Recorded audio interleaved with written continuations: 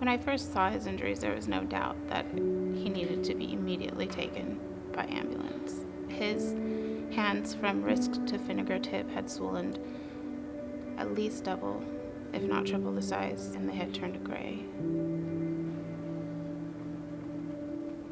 When Tanner was 11 months old, he was very active for his age, much more active than any of my other children, and I have 4. He wasn't walking, but he was crawling and climbing, and had managed to sling his leg up on the fireplace, and he crawled up there and fell into the live flame. His pajamas were singed.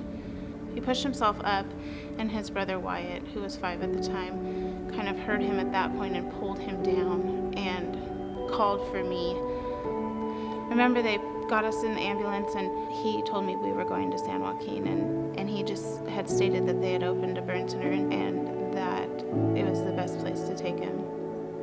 The tunnel vision was just so intense, and I only remember everyone from the knee down. I couldn't even look up, and I was just looking down and crying, and I heard a nurse say, "This is the surgeon, he's here to speak to you," and I just looked at his feet, and he had on Chinook sandals, and I just remember thinking, he didn't come from upstairs, he didn't come from down the hall.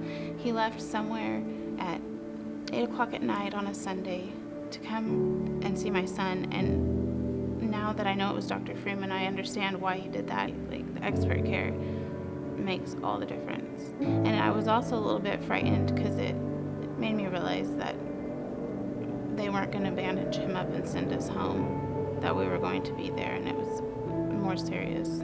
Immediately, it was a whirlwind of surgery, skin graft.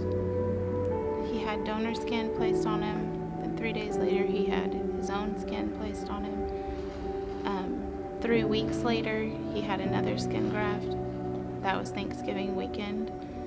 It didn't end, and it kept going. And I would love to be able to give a solid number as to how many surgeries he's had total, but I honestly couldn't tell you. It's upwards of 10 to 15 procedures.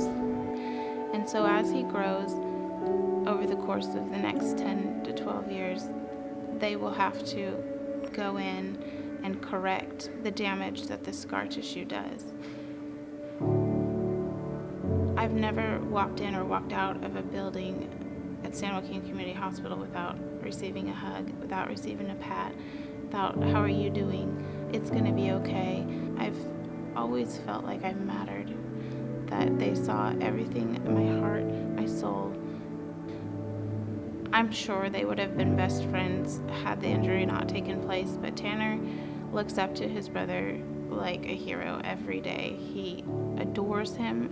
If Wyatt likes orange, Tanner likes orange. If Wyatt likes broccoli, Tanner likes broccoli. And that's just how it works in our household, and it's an incredible bond that they share that I know was brought closer because of his injury and because of, Wyatt's part in it. Tanner is 7 now. He just had his birthday this past November. He's in 1st grade. He loves to run. He loves to climb, much to my dismay. He loves to play baseball. He could potentially have been handicapped because of San Joaquin Community Hospital and the care that we've received. There's just not a handicapped thing about my son in any way, shape, or form.